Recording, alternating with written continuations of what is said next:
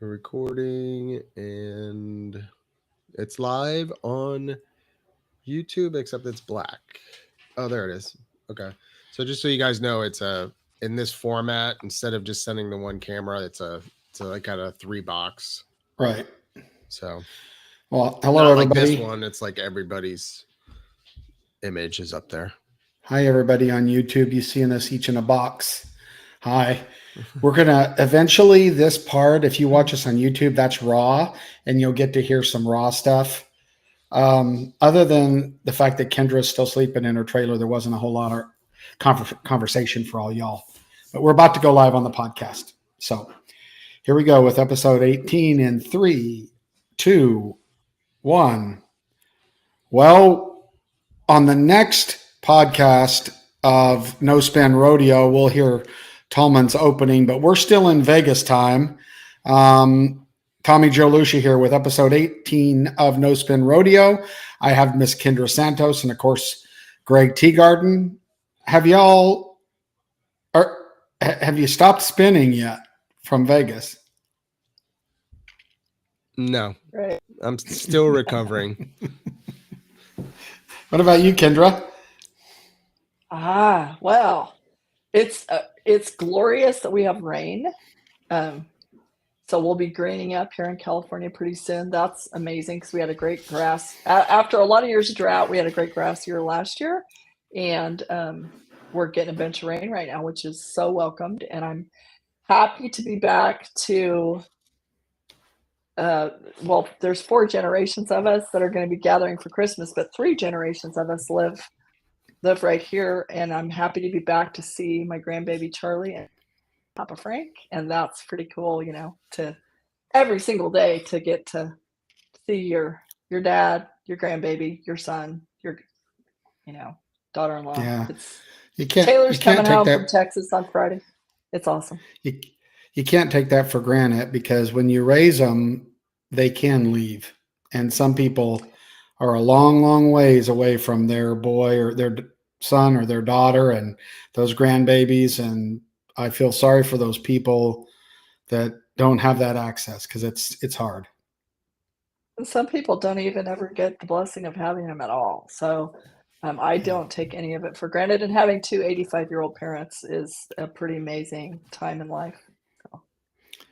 Yeah, our trucks just came in from Vegas and we unloaded them. And then I got home and I'm still in Pacific time and in Texas. So I don't know if this does it to you, Greg, but I'm normally in bed at 8:30, and now it's 11:30. I'm in bed and waking up way after the roosters until I get reacclimated. So I tried to stay, like I was up at 4 in the morning every morning. So when I got back here, I'm still on East Coast time. Yeah. So it worked out really good for me. I try to do that, but the Vegas nights make you stay up later. I mean, like even if you want to go to bed early, sometimes you don't get that luxury. So that is true. That's true. All right. Well, Kendra, shall we last time we talked, gold buckles were not handed out. And I will say that the drama and the intensity of a final round competition with averages and aggregates and all of that stuff led to some pretty interesting stuff on Saturday night there in the Thomas and Mack. Absolutely. Not disappointing whatsoever. It never is, really. I thought, Keenan Hayes, which I know he had a record regular season, but he just became the first rookie world champion bareback rider we've ever seen.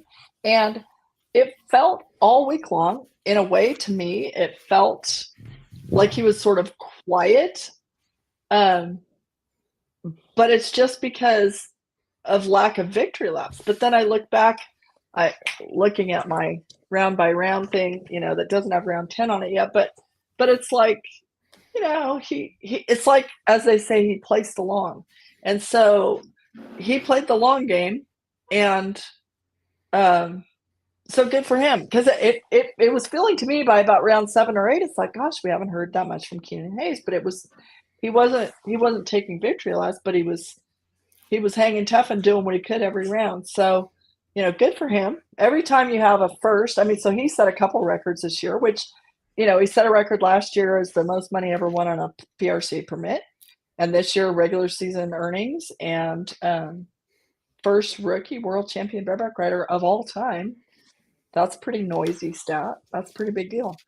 Yeah, I thought it was fantastic. Now, I'm a Jess Pope fan, and there was a while there that I was thinking, okay, Jess, right? This you're going to do this again, and but you know what? I will again say I think that was the best field of bareback riders as a whole that I can remember in a long, long time. I mean, there is a lot of way more.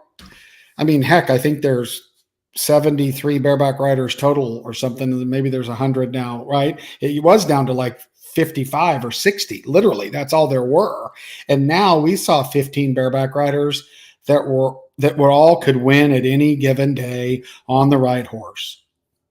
Absolutely. And like the one show we did on Rodeo Deep Dive was Rookie Revolution. And I mean, that's for real. Like, and by the way, I don't think I actually mentioned that Keenan won the average, but Keenan and Kate Saunier and Dean Thompson and those guys, to be on your rookie card and at the NFR for so much of that, I mean, this is kind of a revolution. And I don't know if changing of the guard is the way to say it, but and by the way, how many times had Jess Pope won the average? Like, he ended up second this year behind Keenan, but these kids are, they're coming, and it is great.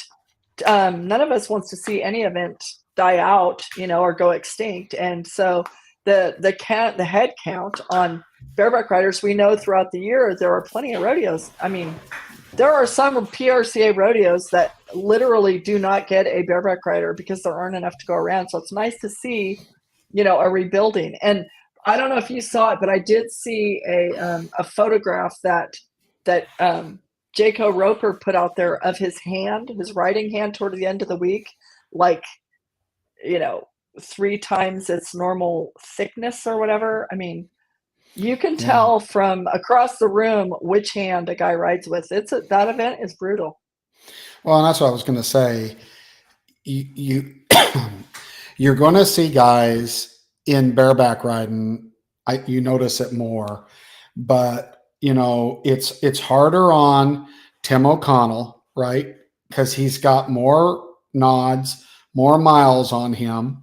And, and as these guys get a little older, and you got these guys who are really, really young and their body hasn't been through the ringer, that 8-second ringer, and the bareback riding is by far the most physically demanding event without exception. I mean, I remember Casey and I were talking about, and his whole arm on that side, it looks like, if you look to the right, he looks like a gorilla. On the left, he looks like a capuchin. Like, it's that whole side is built up, and the swelling in those guys' hands by about 7 or 8. And those of you who aren't rodeo aficionados, bareback riding is tough on the body. So I think it is natural to see these young guys when they learn the craft, right? They learn how to do it. And then you see interesting things like, it'll be interesting to see how Rocker does, because he still hasn't mastered every type of horse, and that was obvious, right? When he's on a horse that fits him really good, I think he's almost impossible to beat, frankly.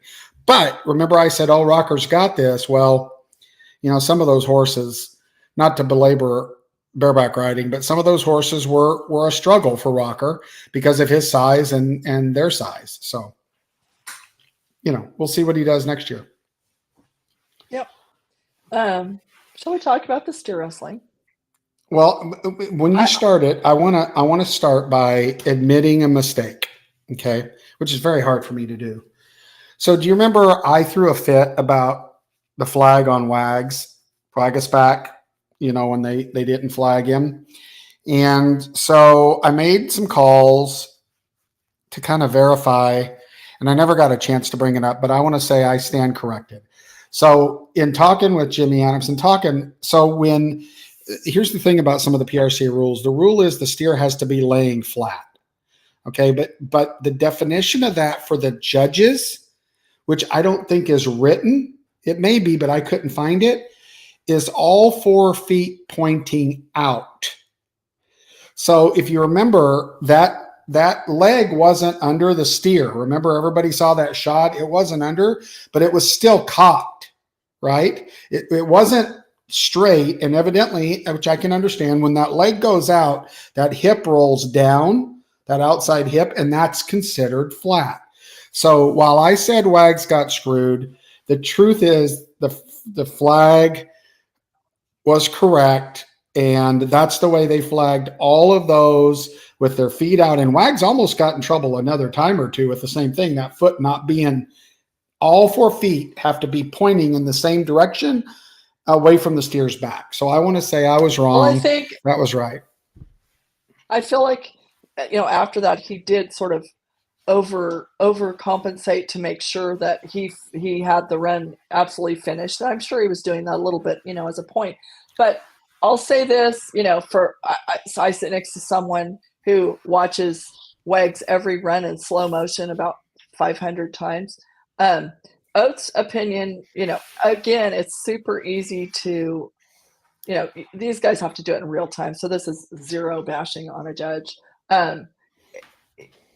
Oates' opinion was that he shouldn't. He thought maybe again, this was not black and white, absolutely not black and white. But he thought he shouldn't have had to get him back up and throw him back down all the way. But he agreed that at that moment, there was that moment that everybody posted the picture and stuff.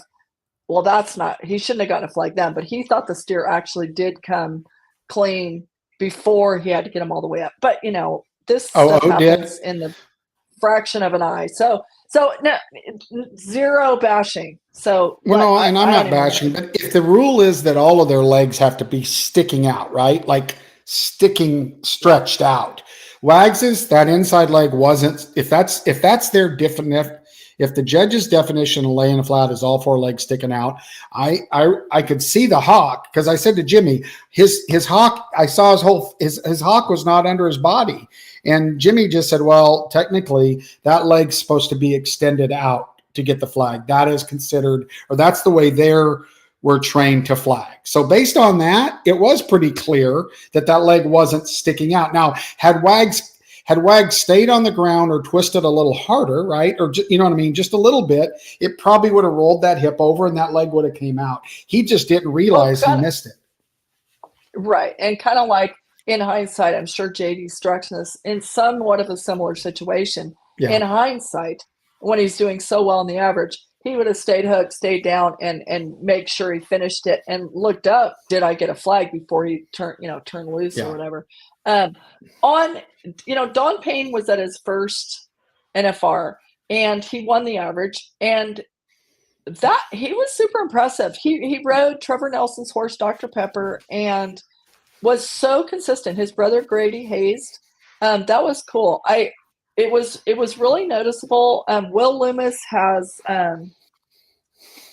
really been such a contender the last few years, for a world championship and been so close. And it seems like right at the end, he's always been there.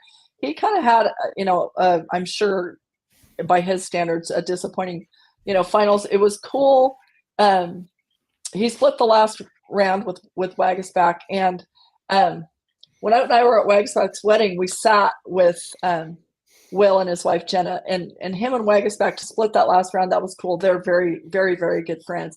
I would love to make a comment that I probably shouldn't even bother with, but there was a lot of I haven't seen it on social media because I've been sort of absent the last few days, trying to catch a breath. And really during the finals, I wasn't on there much except to post something occasionally. But there was a lot of chatter about, what happened with Wagasback and Dalton Massey, at the last one, whatever. Here's what, the basics is. Dalton apparently had to be some sort of short 4, I think, to win the world. And he was 3-3 and he broke out. And, that's heartbreaking for him. What a year he had, this record, year. And then apparently on TV, which I was not watching it on TV, but apparently, Wagisback's 3'8", and he goes before Dalton, and then he goes back there, and I mean, he's pumped. And so apparently people were trying to read lips, and people were trying to read body language and whatever. And people tried to brew up some sort of a controversy, I'm told, like, they had a beef with each other, and they were, and I asked, and I believe that to not be true. And I'm sort of, people were even trying to say that actual, I always stand up for the Bulldoggers. I think most people speak so highly of most Bulldoggers, but I was pretty disappointed for somebody to say, for starters, I'll say that my seatmate Oat, when Wagisback made that run in the 10th round, like, Oat was kind of famous for, he won, I think, 7 10th rounds in his career. Like, when the heat was really turned up, like, he really dug that pressure or whatever. And Wagisback's the same way. So to me, like, Oat stood up and he gave a personal standing ovation to Wagisback.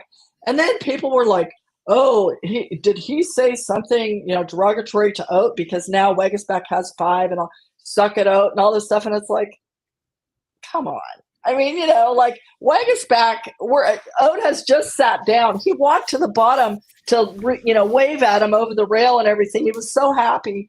And then people are starting that. Wagisback moments later calls Oat, like, come downstairs. I want you in the pictures, whatever. Like, Oat loves those kids, he really does. And it's like, that would be like saying that when Oat passed Roy Duval for gold buckles, that Roy Duval was pissed. It's like, no, Roy Duval was happy for Oat. That's how real Bulldoggers roll. So I was just kind of like, have those guys ever been frustrated with each other? Absolutely. Does Wagisback wear a purple shirt in the 10th round to get Oat's goat? Absolutely. Is Cash Rob wear a purple shirt to get Oat's goat because now he runs with Wagisback? Absolutely. But it's all in good fun. And it's only because, everybody knows by now, whenever Oat tried to wear purple, he got his shirt torn off. And so they do that. And now Wagisback and Cash Rob are saying they are going to have a purple shirt for Oat to wear in the 10th round next year in solidarity. And he might do it. I mean, if they ask him to do it, but he loves them. Like, when I first came onto the scene, really hanging out with Oat a lot, he was cooking Wagisback pancakes in his kitchen. He loves these kids. And so for people, I think, to try to stir some kind of weird pot, like, Wagisback, it's not a crime to be pumped up that you were just 3'8" in the 10th round. We didn't know. And by the way, if Dalton doesn't break the barrier, he wins the world. And everybody knew that, including Wagisback. So it's like, come on, let's not be bitches. Well, it irritates me. Here's a little bit of what irritates me in the cowboy way thing. Okay. What is wrong with Wagisback wanting to win that buckle? He worked his butt off all year long. Does he have to pretend or even legitimately want somebody to beat him? That's bullshit crap. I would want to win too. Yeah. Right? You want to win. That's okay. I know it. Well, the cowboy way is to root for everybody to beat you. Whatever. Okay, fine. Root for somebody to beat you. But my God, when you put that much work into it, he wanted to win. And of course, I'm sure, because, you see the guys, here's the deal. You see all these guys, someone just beats them and they're clapping and they're rooting for them. Okay. Congratulations, but it's okay for down deep in them to be going, damn it. I wanted the cowboy way.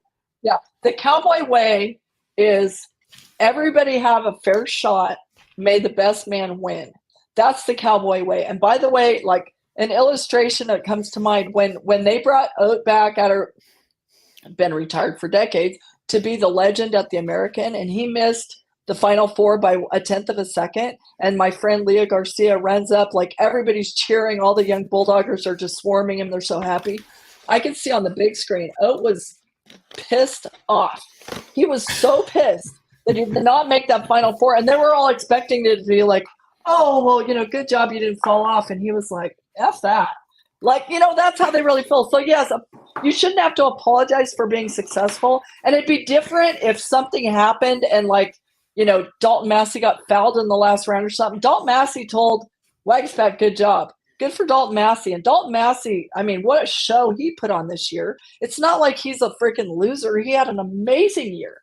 So for anyone to bother focusing or trying to stir the pot, used to get so frustrated with Wagasback. Why? Because they had 50 Bill Duvall's arena, and Wagasback, that Rowdy Parrott was there too, and he would not stop, and it'd be like he just wanted to bring him back up, bring him back up, bring him back up, and while that's how it was when he was that age, when he was a kid out there with Bill and Roy, but his frustration was, you're killing me, But what I see when I look at Tyler Wagasback, some people are like, oh, he's cocky or whatever. Well, confidence is everything.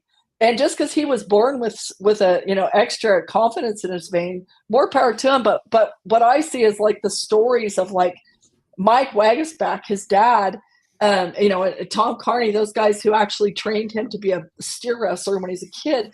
They tell of like when he's in junior high, he doesn't win jack, and he's out there and he didn't win, and he was slower than everybody else. Why? Because his dad was insisting that he did it correctly, and that was slower than the kids who would fall on their back and try to hook the nose. But let's talk about where that took him. They made him do it correctly when he was in 7th and 8th grade, and he wouldn't win, and he'd get so frustrated, and that that little confident little kid would cry because he didn't win. But the long game, kids that fell on their back that were too flat, in Gallup, New Mexico at the junior high finals, his daddy was playing the long game, and it's looking to me like it's worked out pretty well. So again, to quote my friend Ty Murray, Toots, jealousy is a very ugly emotion. And I hope people that are trying to stir the pot based on jealousy will stick a cork in it for Christmas. No, I agree. That I was going to say jealousy. If you lose, I'm not going to call you a loser, but if you don't win, a lot of times arrogance is usually being cast on someone from someone who couldn't beat them. And there's nothing wrong with being proud and confident. And some people confuse that with arrogance, right? Now, I've seen arrogant jerks, arrogant people, but here's an arrogant person for me. That's the person that's arrogant and doesn't have any reason to be. That's the one that bugs me, the one that thinks that they ought to be and haven't been, right? But when you do what you do and you're damn good at it, you deserve it. So enough of that. I agree with you. If you win, you should be happy about winning, and you shouldn't pretend that you want somebody to beat you. Sorry. Here we go. Well, being happy for your own success is great. And also, shout out to Remy Parrott, who did a phenomenal, phenomenal job hazing for both Jacob Talley and Wagasback. You know what pressure it is on you to haze for a Tyler Wagasback? That when everybody expects him to win the gold buckle, like miss one haze, whatever. And that was so cool. And those people are like, they are family friends, but those people are family to each other. And to see that, Remy, Bulldogs, but if he weighs 130 pounds, I'm almost surprised. But the scene of those people all getting together down in that press room where everybody gets together after it's over was, super cool. Like, Remy jumped on when Tyler was taking his world championship portrait with his saddle. It's a serious occasion, and Remy goes over there and jumps on the saddle. It was just it's fun. It was fun. Cool. So anyway, yeah. You want a team rope? So, no, I don't want a team rope, but I'll talk about it. So I mean, heartwarming. The only team to go 10 for 10 is Begay and Todd, and Derek and Coulter. It's just like a dream story in every way. And the fact that, Coulter was a young NFR header, and then he goes home for 15 years to raise his family, like pulls up at his shoot, he had the world at his feet, rodeo wise, but he said no. and went home and raised his kids. And then his kids, when it gets to be they get to be teenagers old enough to actually hold down the fort, and they're like, Dad, go do it. And the fact that they were the only team that went 10 for 10, they won the average. That was just so cool, And so best friends.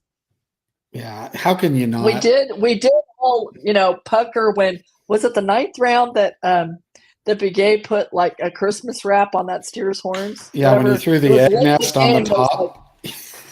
Oh, Lord have mercy. But that was cowboy crap. See him absolutely out. That's out in the desert.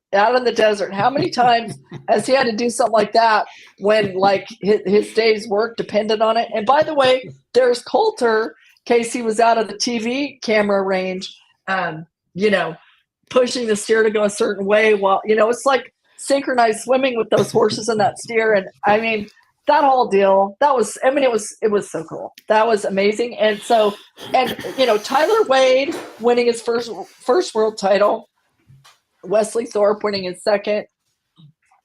Tyler Wade was saying, I never thought I'd make the NFR once, much less.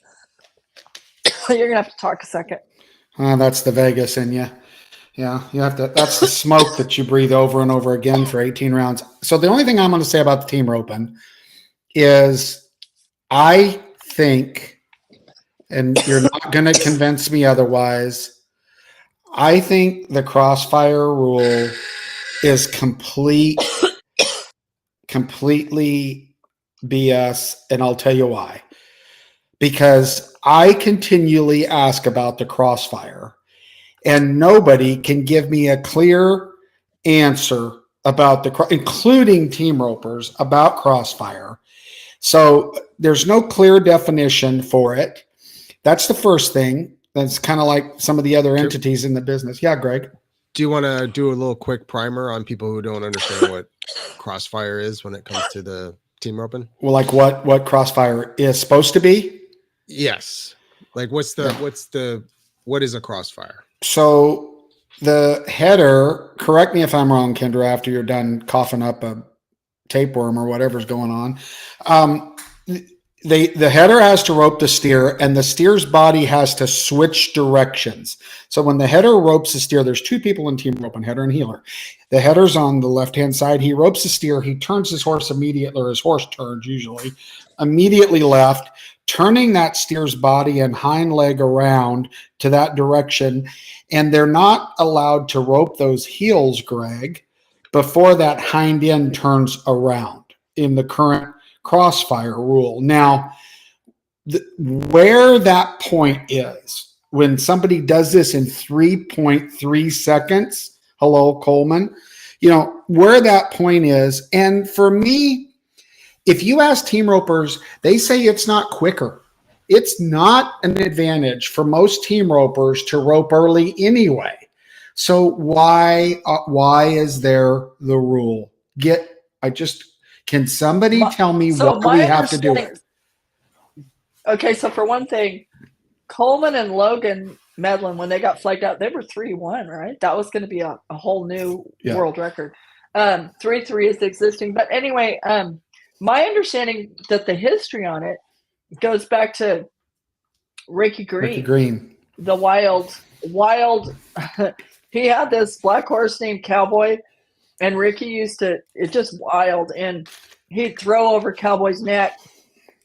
Anyway, would be back in what, 70s and 80s, and it was just so, it just kind of wrecked everybody the crossfire rule goes back to, I mean, he wasn't afraid to throw when the steer's still running down the arena, and his percentage was lower, but it was wild. And another guy who could rope really wild like that, I remember, was Kenny Harrell, who'd throw over, what was that horse's name, that little bay horse? But anyway, pull off some really wild shots. To me, on the crossfire, what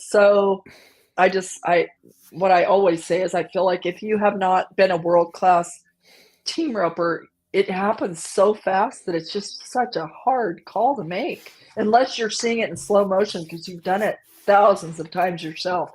But at what So point is the hip turned, right? I mean, it's just, I think it's one of those situations. If you're deciding if someone made a touchdown in football, even us normal fans, we don't have to be refs. We can look at the line, right, Greg? We can literally look at the line and see if their body contacted. But this is one of those things that you might put 4 judges in a room, Kendra. They watch the same run and call it differently. If there's that much gray space here, then why? I just think the rule should go away. If a guy can rope a steer over his head or over his horse's head while he's running straight, fish the legs on and still spin, right? And face off, then cowboy up, take the time, let him win. I don't understand it.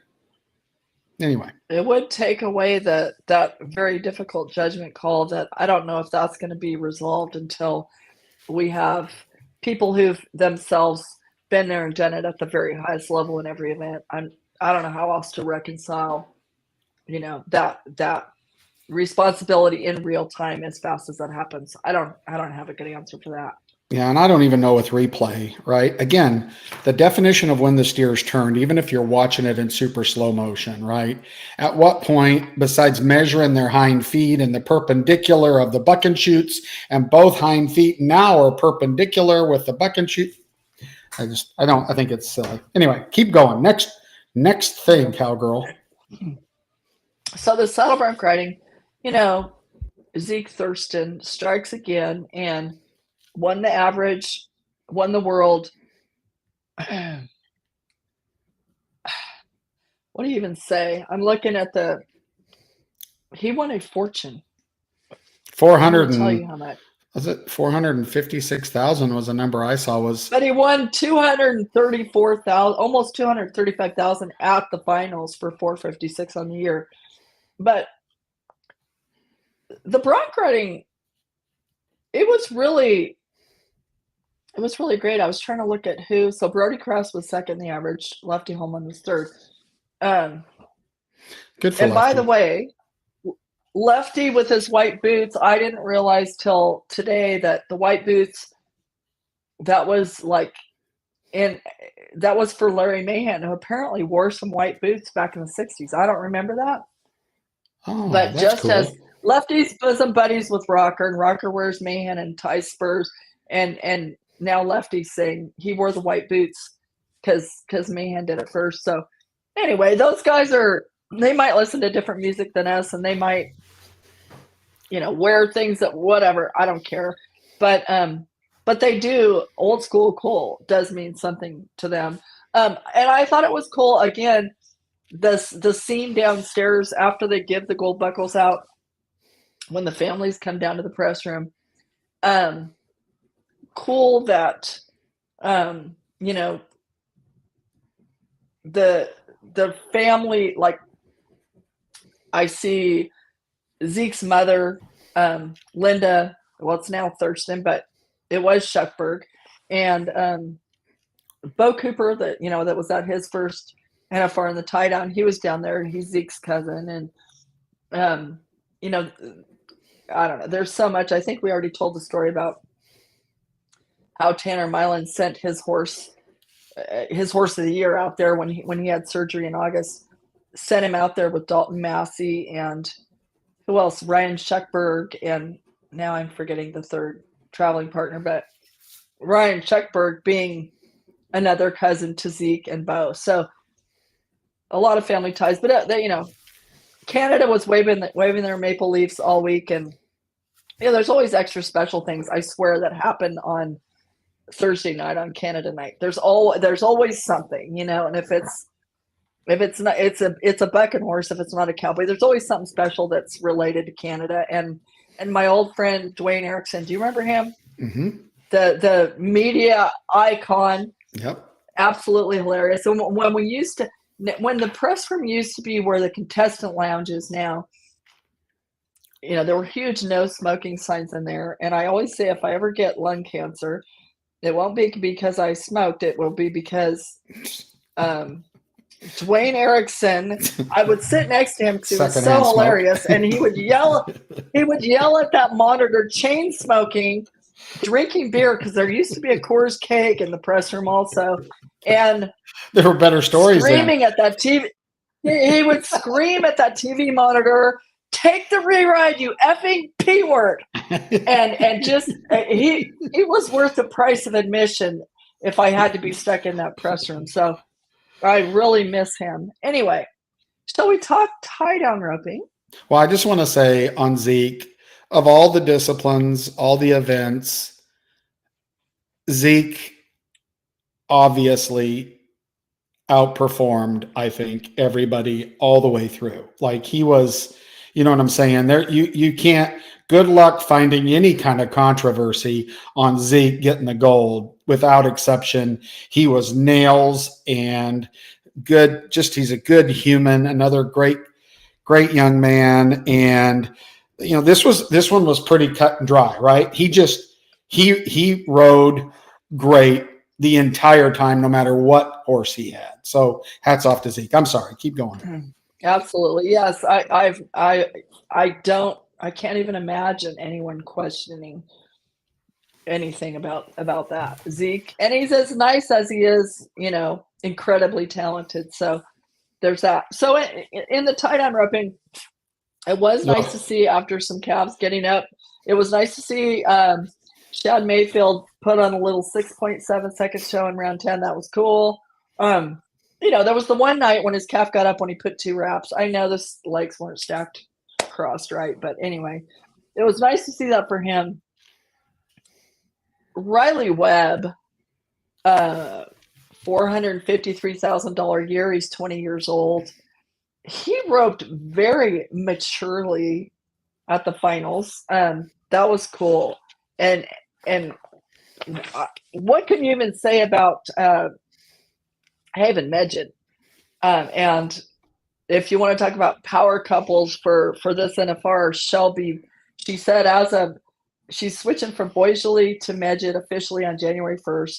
No more Boisjoli, no more hyphenating, no more nothing. She's going straight Medjid. But I remember in 2021 when Oat and I were headed to Texas from Vegas, and we stopped because I'm an iced tea freak, to get an iced tea at McDonald's, not that, within an hour or two out of town. And Shelby and Haven had just both finished the Reserve World Champions, and there they were eating at McDonald's. And I'm like, are you guys kidding me? Like, you just both won second in the world. And they're like, yeah, first losers. That's why we're at McDonald's, And so I saw Shelby. We were actually on Coleman Proctor and Luke Brinkfino's show out in front of the Thomas and Mack on the right there at the end. And I'm like, please tell me that when you leave town this year with your gold buckle and whatever Haven leaves with, which ended up being an NFR tie down roping record and a pile of money, you're not going to eat at McDonald's this time. And she goes, well, I think maybe we can do a little bit better. But I think, like the night for me when Haven's winning the average, which again, new fast time record on 10, and he sets a new NFR record, and he's 6'4". That was memorable. And also that he did it on a horse that his wife, Lil Punch, is actually trained by his wife. And when we were at the breakaway finals, I was asking, because I think her brand has been like a heart with a B in it. And now I think they're shuffling to like a heart with an M in it for Medjid. But those two are some go-getters outside of the arena. And I don't know if you don't want to try to keep up with couples like the Medjids or the Tanazis, because they're up before the sun out at the barn, and who knows how many horses but they're not just training them and riding them. They're raising them. They're having their own breeding programs. Like, it's incredible. And talk about a work ethic, not just for their roping, or like Brittany for her, running barrels, or Garrett, her husband, for team roping. But they're cracking the code on major, like, how the breeding programs with the rough stock has just come to a whole new level, and the depth of it is so deep.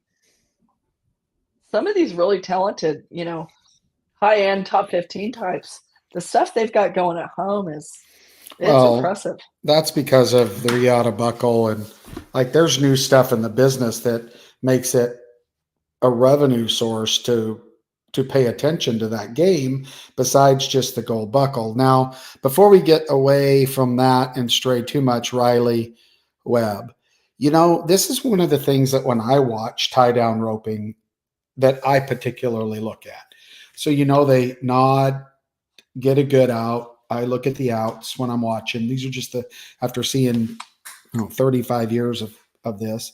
But when they throw their loop and it's going over the calf, and when they're lifting their leg and they've got their right foot and there's like a pause. If you watch it, Hanchy, and I noticed it from Riley, it's like it moves slow motion there for a bit while they're analyzing which way the calf's going to turn, how the slack's been adjusted, what their horse is doing. And if you watch that, like it's like they slow down, like that's when they're coming off, right?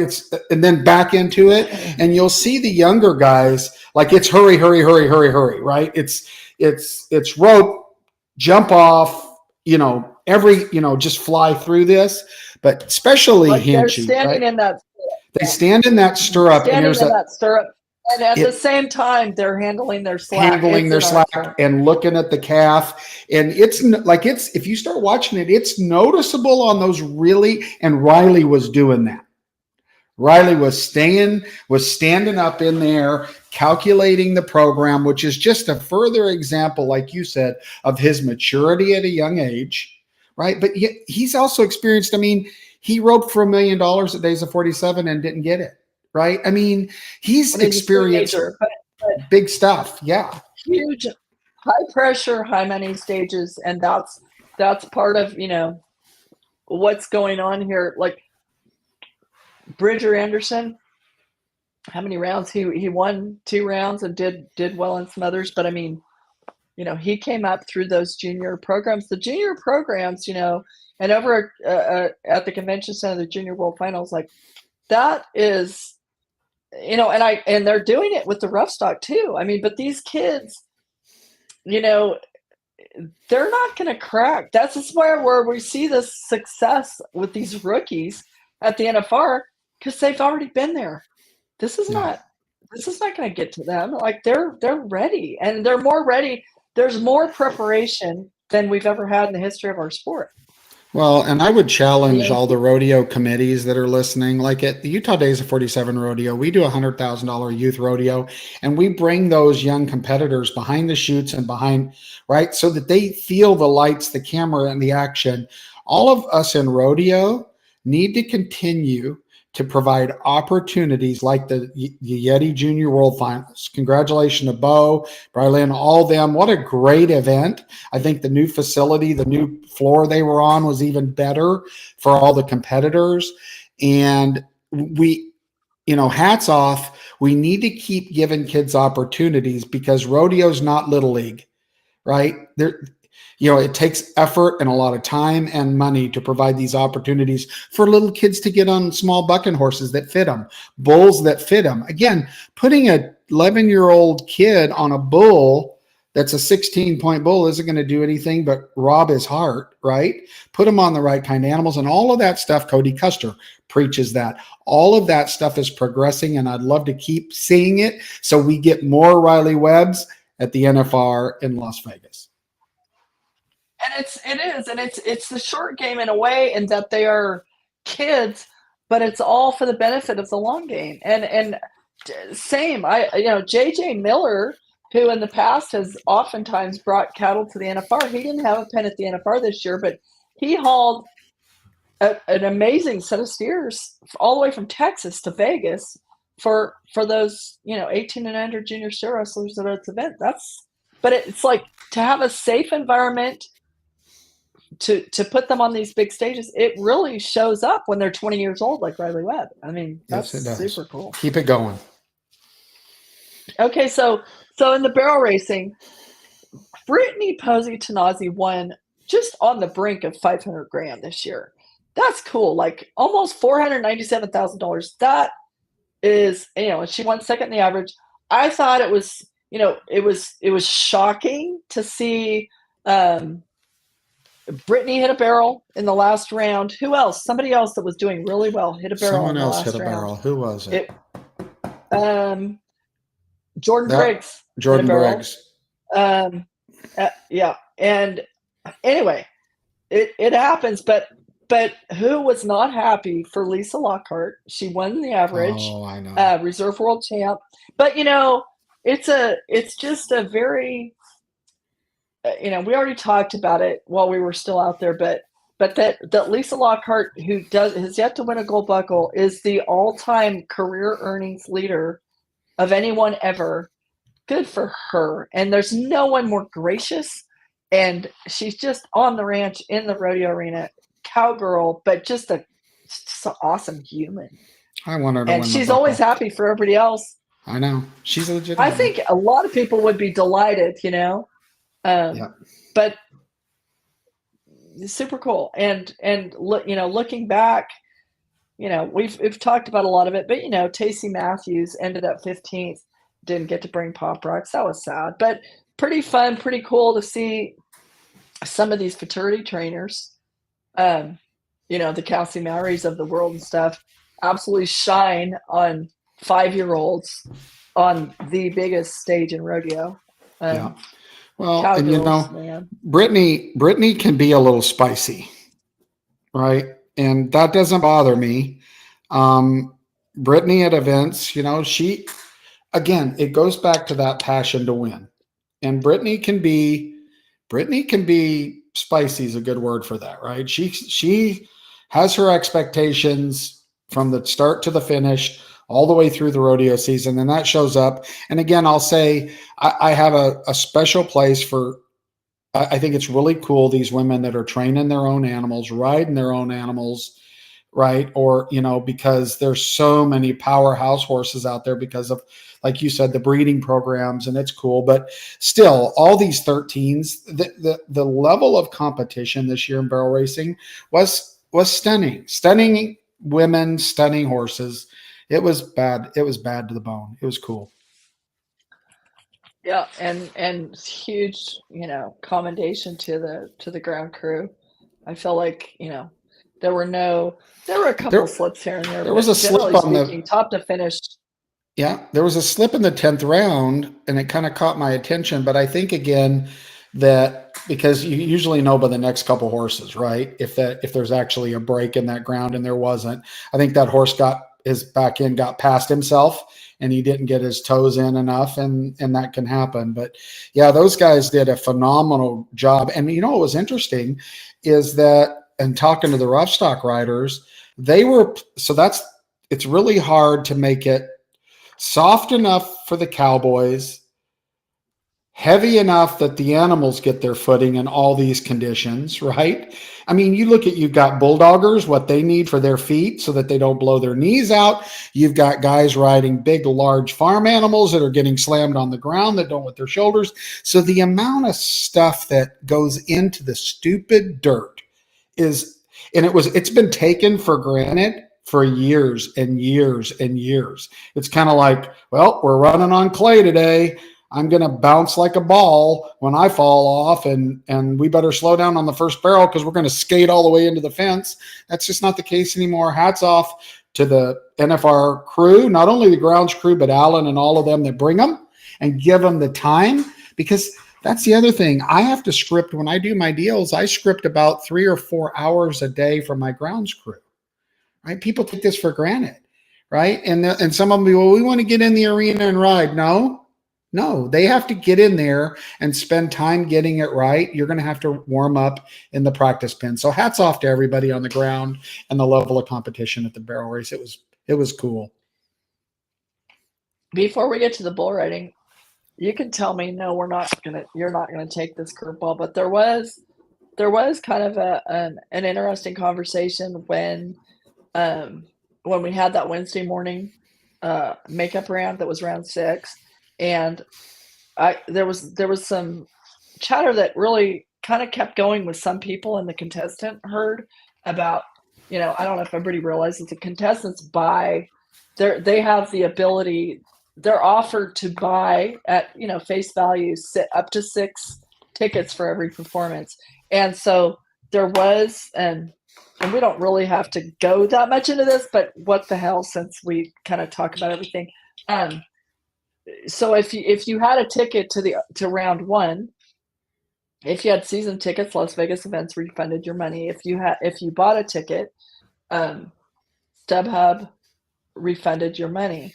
The contestants' money was not refunded, and I did hear, you know, quite a lot of grumbling about that. On the flip side of that, though, they were given 10 passes for people to come. So to me, that seemed.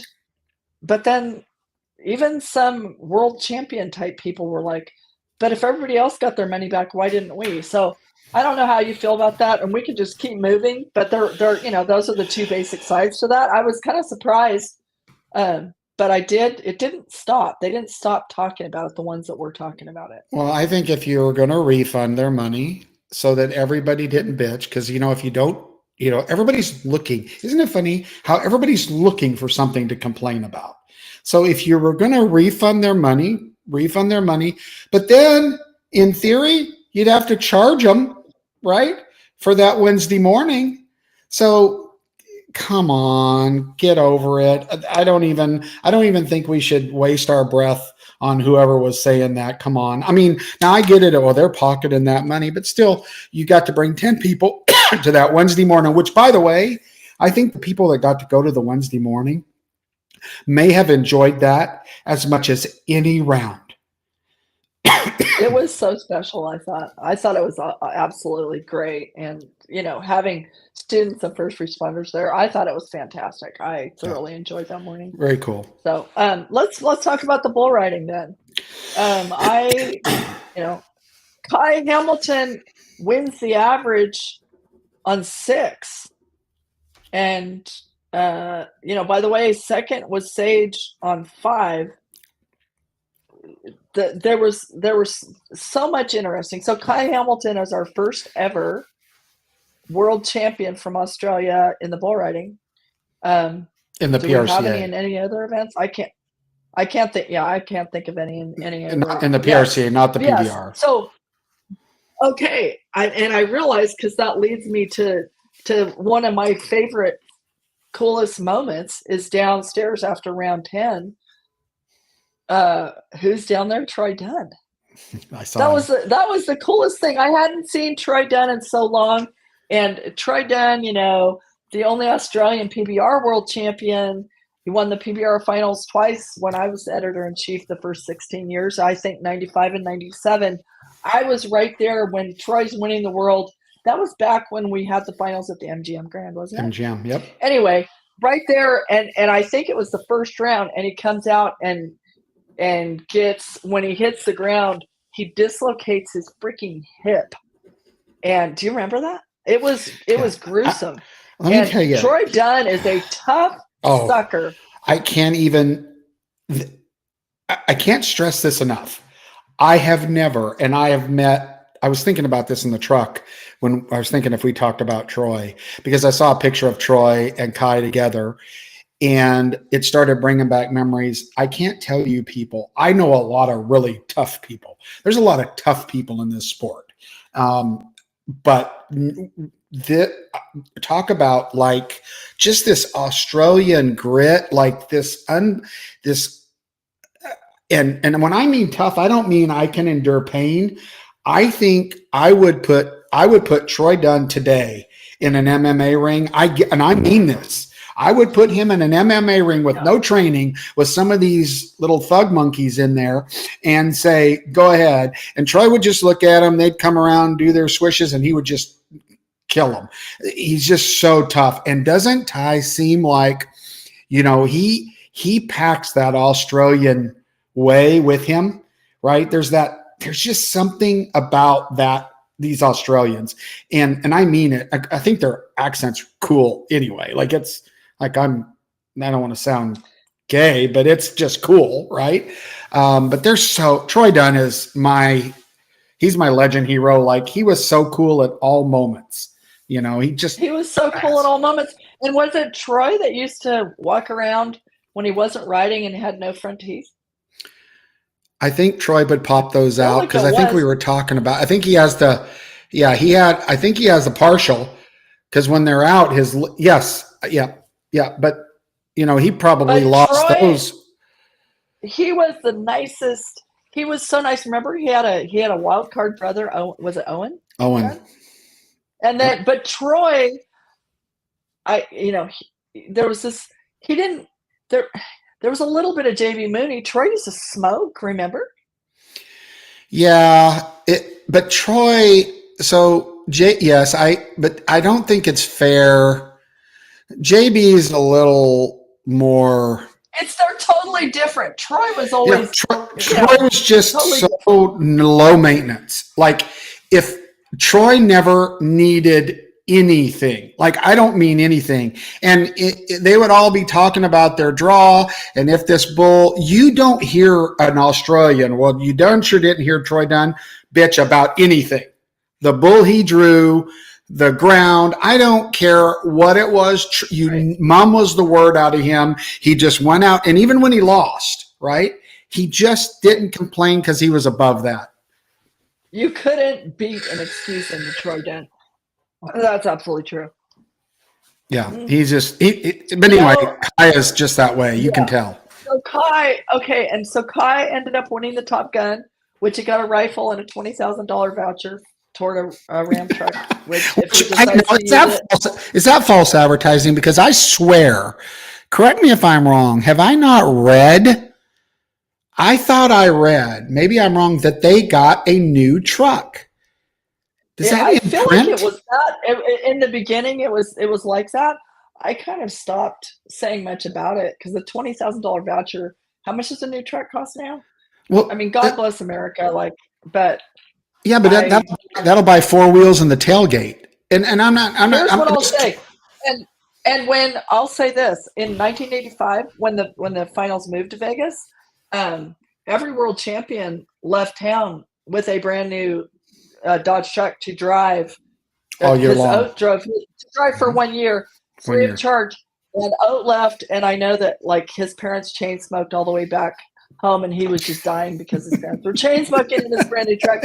But anyway, so on that, but we never did. We got out of town in Vegas without ever getting any more details on the NFR contract extension through 2035. We never did get any details on money or anything else. I didn't. So I'm gonna go out on a limb here, and I'm just going to go from history and tell you the way what I think's going down here. They probably a month out, Kendra, didn't have the deal done.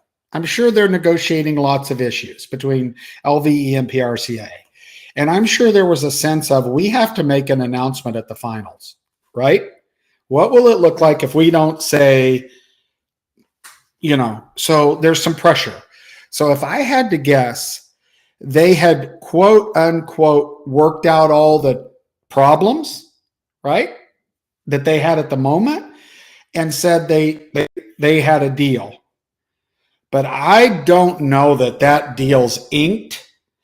And I think that we may find out, because here's the other thing. Dallas, now this is hearsay. I haven't read this, but I have from pretty credible sources. Dallas put a lot more money on the table than Vegas had. Now, let me qualify that real quick in Vegas's defense. Vegas brings a lot to the NFR besides just the cash. And I'm talking about the Yeti World Finals. I'm talking about all the stuff that Bo does. Like they do everything for the PRCA, right? Super Bowl. The PRCA just really has to manage their Cowboys and their sponsors. Vegas makes this into the giant event that it is. Now, I'm not saying that if they went to Dallas, that Dallas couldn't do that. Now, they probably could. Would they? I don't know. But there's a lot isn't one of Vegas's slogans open 24 hours? Yeah. I mean, that's part of it. People come all the way to town for the NFR with no intention of buying a ticket because there's watch parties there's shopping everywhere. There's concerts. It's this destination, and really, that's a huge factor here, Well, right? and the other line that I think works for a lot of committees is what happens in Vegas stays in Vegas. I mean, that's another tagline. But putting aside the glitz and glamour and the fact that there's so much to do, if you just talk about the NFR, all of the stuff from the trade shows and everything, the effort that Las Vegas events puts into making that the Super Bowl. Oh, stop it. Making that the biggest event ever goes a long ways. So it's not just about money, but Dallas did offer, the way I understand it, more cash in payouts to move the NFR to Dallas. But my point, going right back to what you said, I think the reason you haven't heard anything is because if I had to guess and bet what would I bet on this? I would bet my left ear, not my right ear, my left ear, that thing's not inked, Kendra. It's not signed. And we may or may not, this might not be over. But I mean, it Well, may be, but I don't know. there certainly weren't a lot of details, and I'm still getting text messages from breakaway ropers and breakaway ropers husbands and whatever saying, well, is there any mention, in which I don't know of any mention, Mm-mm. but what I'll say, there was also a little division, I think, amongst the ranks of the breakaway ropers on the handling of that. um, there was one camp that wanted to fill the Thomas and Mack with add breakaway signs, and there was another camp that stepped back and with realizing that Michael Mack is a kingpin on the NFRC, and he's also their host for the best offer they have at this time. And so the Michael one camp Gone. is wanting to Michael Gone. Did I say Yeah. You something said else? Michael Mack. That's okay. Oh, Michael Mack, because I'm in the media NFR media boat with Michael Mack all No, the no. last 10 days. Apologies. Michael Gone. My bad. Sorry. How could I do that? I'm so tired. So Michael Gone being the host of the best offer they have at this time, also being, you know, a huge force on the National Finals Rodeo Committee. On the, half, this half is saying fill the Thomas and Mack with signs, add breakaway, and this other half is saying we better be careful about burning a bridge with a person who's got a foot in both arenas, right? Well, And point interesting. taken to me. Yeah, interesting back note on that. That there was some concern that when she accepted the buckle and was interviewed, there was some concern about what might be said there, right? At the very end of the buckles, when she got the But I buckle. knew she wouldn't. I knew she wouldn't because I had talked to her about it the day before. Well, and she She was went, smarter than that. yeah, she was smarter than that, and she went in the get more with honey than vinegar approach, which I endorse. And I don't think, we had to kick out signs of the fan zone because they weren't allowed. And I think that's the wrong approach. Put all of your energy. This is now here. I don't think there's anything written in that contract for breakaway. That's what. Now I don't have any proof of that, but I don't think that there's anything in that contract for breakaway. But I don't. You can definitely prove me wrong, but this is just what I've heard. However, put your energy in. Greg, you might want to comment on this. He loves those 2 days of breakaway. Now you're talking about a guy that goes and does timing and scoring and produces the broadcast portion of 65 events a year. Greg, you can comment on this. He loves those 2 days in South Point. So why don't they put in energy about making the biggest secondary event in Vegas, just like the World Series did? Next thing you know, if they work hard enough, maybe they're roping for 400,000 like they did at the World Series. For sure. I mean, it's a great event to attend, and even the past 2 years, it was good last year as well. I think the girls are growing up. They're becoming more mature. That they're getting their own place. Why they would want to move in and share it with, the other people. I mean, I know it's a status or whatnot, but they have their own stage right now to show off. They should embrace that. Yeah, I Well, don't. Once her voice is heard. I applauded Shelby's grace, and I also applauded her. Her focus is on the money, and good for her. Like growing the money, that is her. That is the tact she took, and I thought, you know what, good for her, because I feel like I heard the stat that 480 PRCA rodeos now have breakaway roping, which is cool, and was it San Angelo that just added it? I mean, whatever. But she took, and rather than kicking dirt, and what do they say? Don't don't bite the hand that feeds you. Anyway, but she focused on the money, and I think that was a smart play on her part. And it's the WPRA, and I'm not saying anything right now negative about the WPRA, but they're collecting collecting the commission on a lot of rodeos prize money for breakaway. So it seems to me that the WPRA should be taking an initiative to work really, really hard to grow this.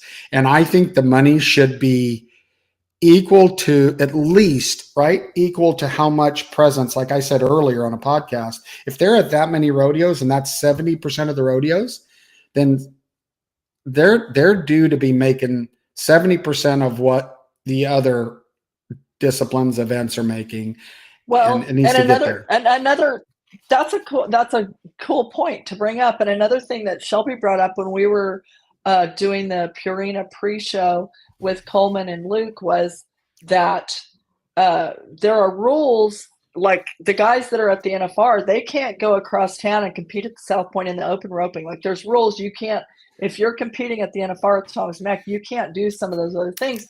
And point made on that is that Shelby said at this time, we can make more money at the other events that go on around town, the jackpots, than we can at our final. So if there's pros and cons to consider here, because I'm assuming if they went to the Thomas and Mack, then they can no longer compete at these others. So it's a lot of a conversation, and it's definitely not cut and dried.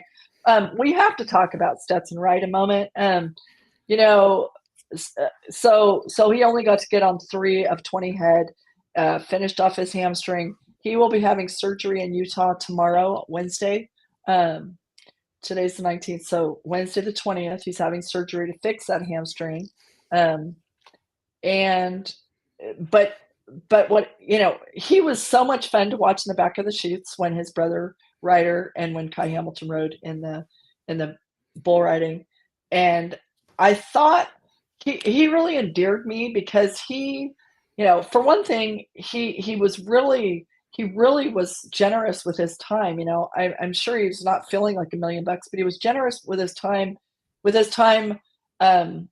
the media, and he really, that he said in the early going, he really didn't, until he had to, he really didn't want to say anything about his injury because he didn't want to take away, if he wasn't able to complete the course, he didn't want to take away from those who did go on and win. I thought that was pretty cool of him. And I thought he was quite gracious. And he also, he won almost $500,000 this year. I feel like Stetson Wright has a great chance very soon to be our first $1 million a year cowboy. And so I thought there was a lot of really good human qualities that came out of him in the last couple of weeks, and I sure wish him well. He's in his recovery from his surgery. He said that he's not, really saying kind of an ETA as far as his return. He just said, I'll be back when I'm 100%. And, like he said, I've been through every emotion here that this NFR. I've cried like a little girl, and I've said, why me? But then his parents said, let's twist that around and turn it into try me. And so that's he's like, he's ready to go ahead, take his licks, get the surgery done, and work on getting back. And so, of course, we wish him all the best. Also, a matter of housekeeping this week, Mike Mathis, the rodeo announcer who we lost during the finals unexpectedly, his first Thursday from 5 to 8 p.m. is the visitation, and Mike's funeral is Friday at 11 a.m. Friday, November 22nd at the First Baptist Church in Lufkin, Texas, and sure thinking about his wife, and all of us are just still sort of like, did that really happen? That was not a fun piece of this year's NFR. Have we mentioned the fact that it became public that Jeff Metters resigned from the Cowboy Channel and is effective as of December 31st? I don't know that we've talked about that. We haven't mentioned it, and so we'll see. You know what's interesting about that is in the last couple of years, there's been multiple attempts for other entities to purchase the Cowboy Channel, and I believe it. What I don't know, I think it's just the Cowboy Channel, not RFD, from the Gotch family, from Patrick Gotch, and they've been unsuccessful. I heard that as of a few months ago, there was another big offer and negotiations on the Cowboy Channel once again. And I assumed that it was probably Teton Ridge. Teton Ridge was after it a little earlier. I assumed that they were back after it. But then I found out midway through that it's actually Taylor Sheridan and their company that's after it. And, I'm not an expert, but we're talking about purchasing this, and I'm not going to give numbers because I don't think I should. I know some of the numbers, but we're talking about buying this for like a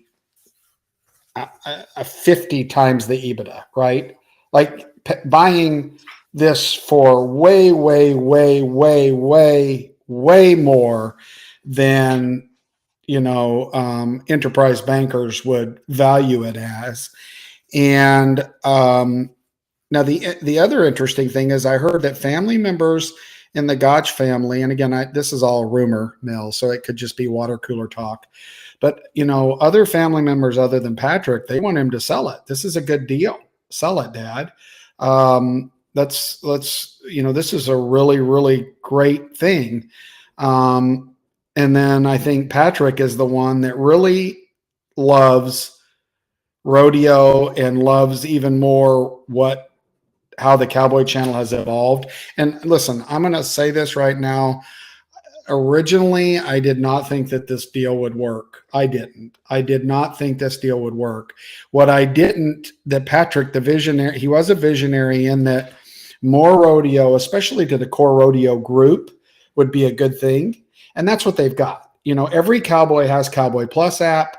They use it. Stock contractors use it. I mean, it's not only just fans watching it, but the industry. He's monetized on the industry's need to be able to see everybody at once and what's going on. And so, I hope it does get purchased, Kendra. And because for me, what I want to see more on rodeo is more storytelling.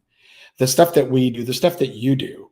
And that is the way you become a unbelievable fan is when I met Troy Aikman, right? He's a massive man that's just cool, right? Doing really cool stuff. So I've been a Troy Aikman fan, right? If I'm going to listen to a broadcast on football, I'm listening to Troy Aikman because I met him and I feel like I know him. Well, we've got to do this for all of our fans. We've got to let them feel that kindred spirit that you feel, Kendra, and you do that by telling stories. ESPN 360. You know what? If you want to watch one of those, Kendra, pretty soon, all of a sudden, you are in love with some rugby player you've never heard of.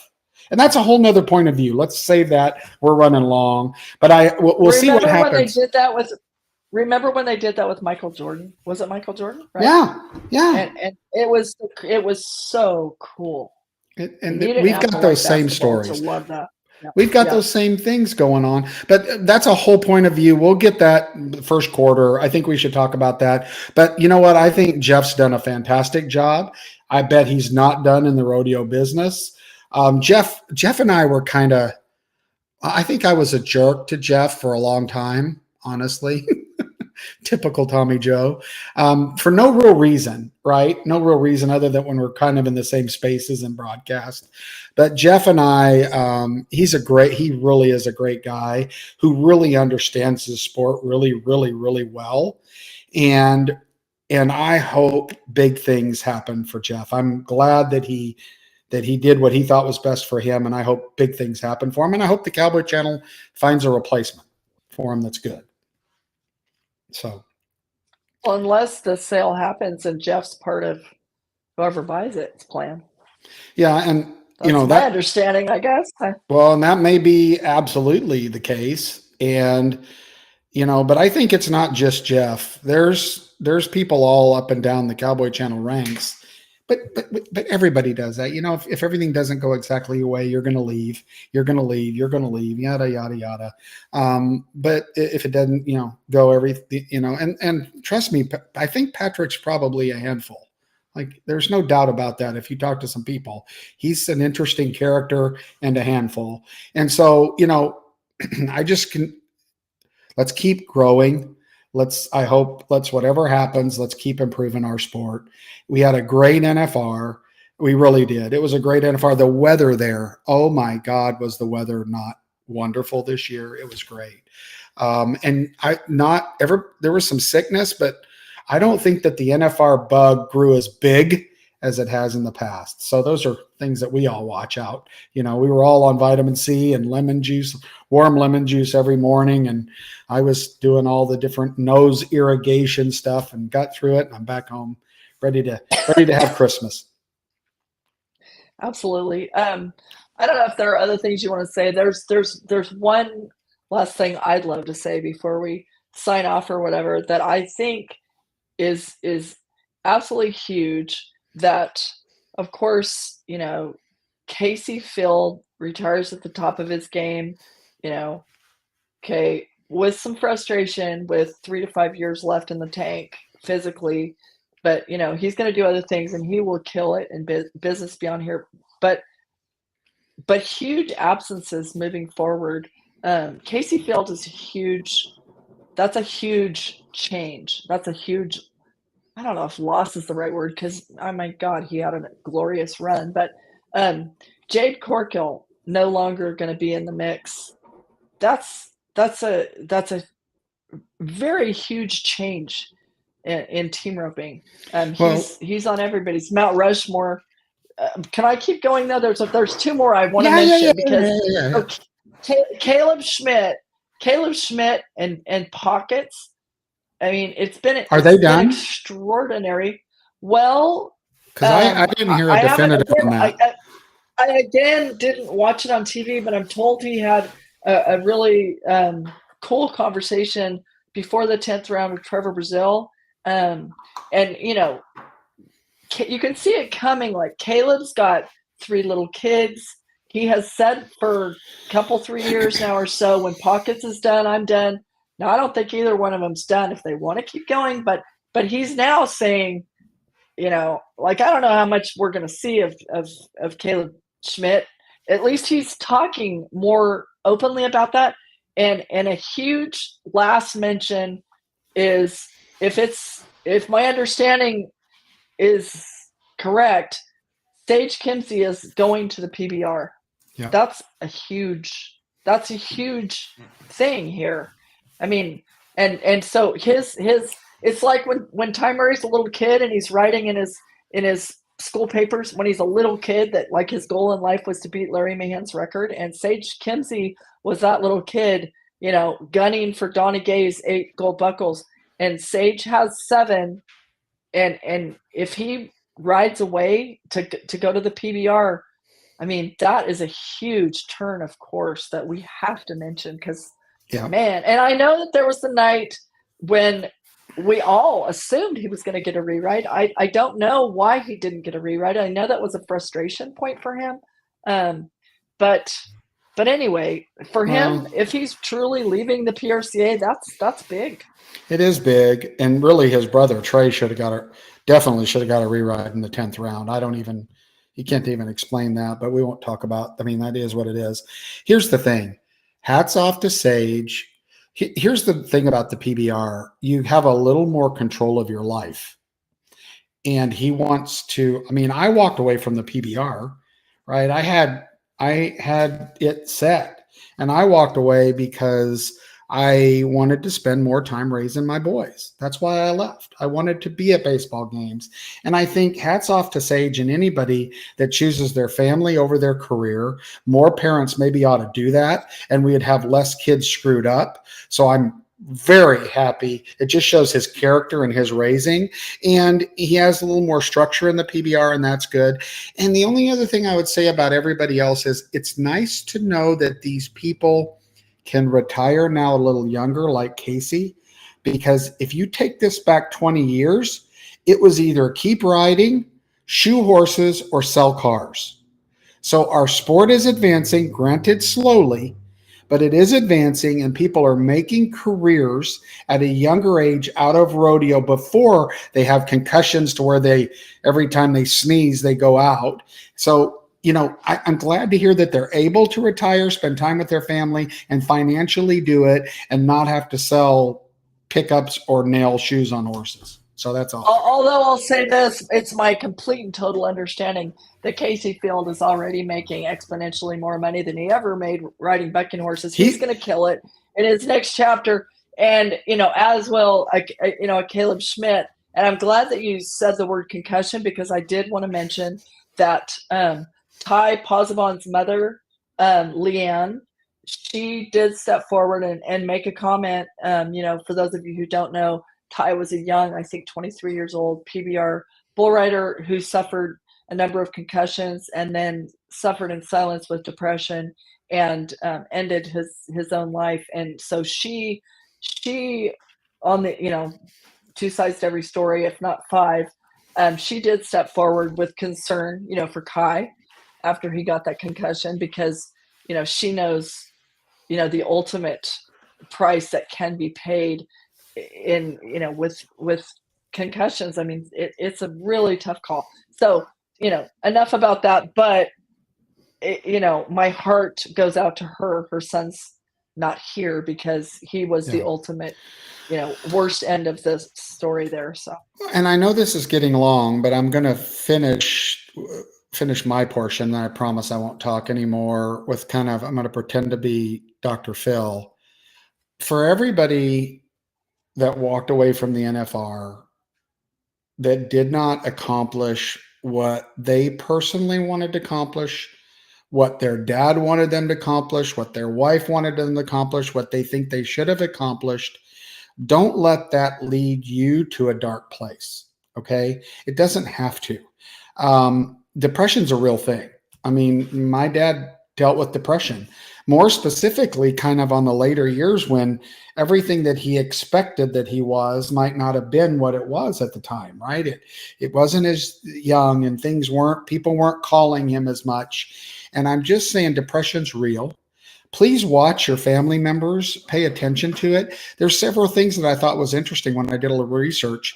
After the NFR, if you have a significant other, lots of different warning signs for depression.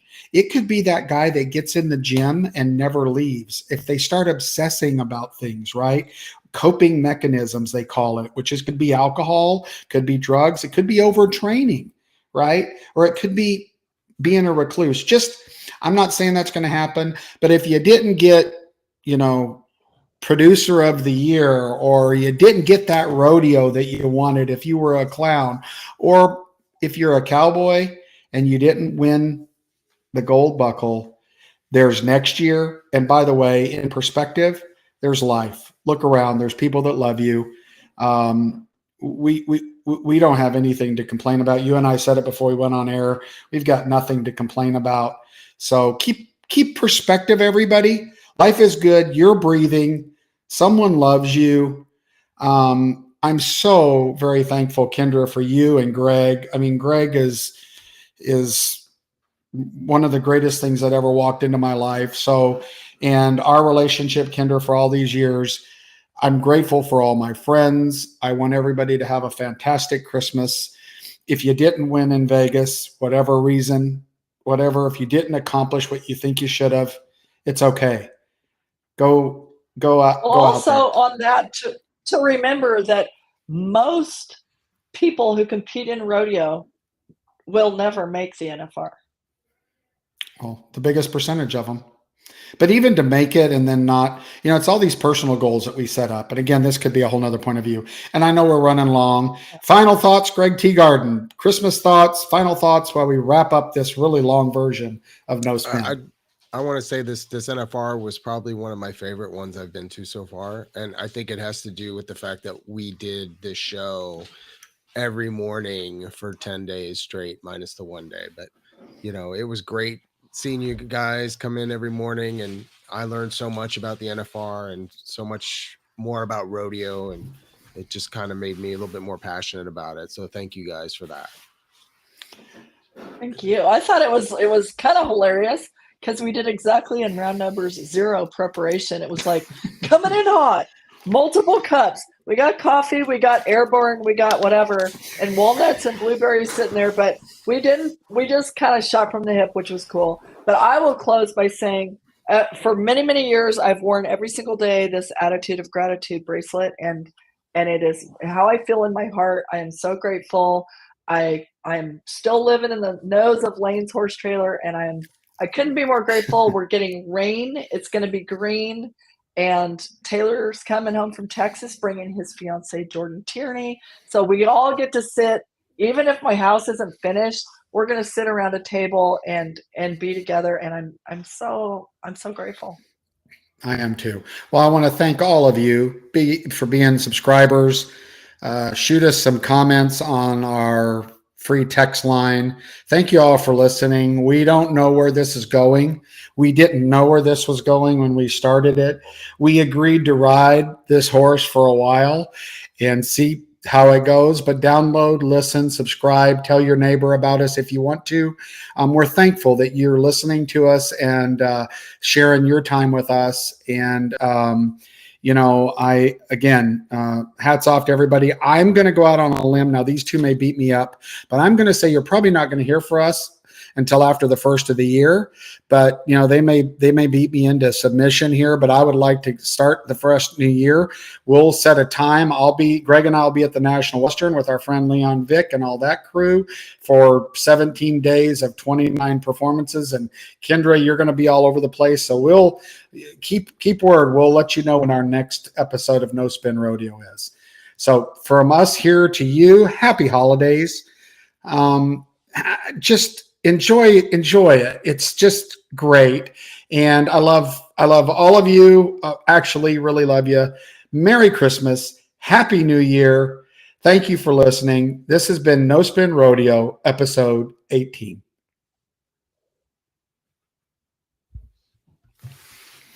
All right.